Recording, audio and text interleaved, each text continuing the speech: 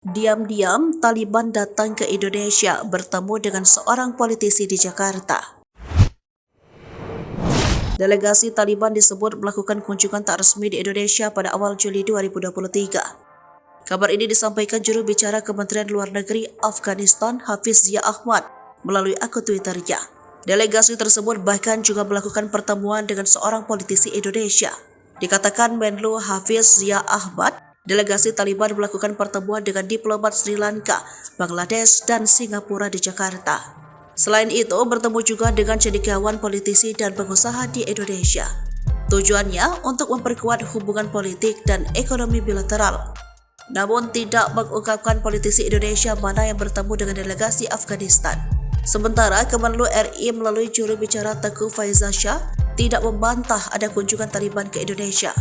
Mereka disebut berupaya menguatkan pengakuannya di seluruh dunia, termasuk mendekati Indonesia untuk meningkatkan hubungan politik dan ekonomi. Hal ini dilakukan setelah Taliban merebut kembali kekuasaan Afghanistan pada Agustus 2021 lalu. Namun, Indonesia belum mengakui legitimasi pemerintah Taliban di Afghanistan.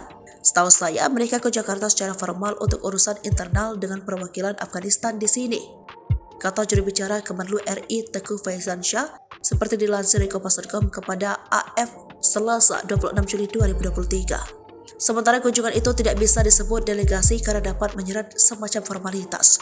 Tengku juga mengatakan tidak ada pertemuan resmi antara pejabat pemerintah Afghanistan dan Indonesia. Sebagai informasi, pemerintah Taliban di Afghanistan tidak diakui secara resmi oleh negara atau badan dunia manapun. Bahkan hanya segelintir negara yang memiliki kantor perwakilan di Afghanistan. Indonesia hingga kini juga belum mengakui legitimasi pemerintahan Taliban.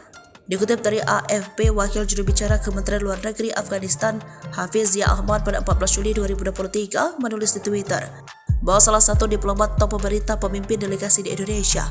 Namun ia tidak mengungkap siapa saja politisi Indonesia yang akan bertemu dengan delegasi Afghanistan.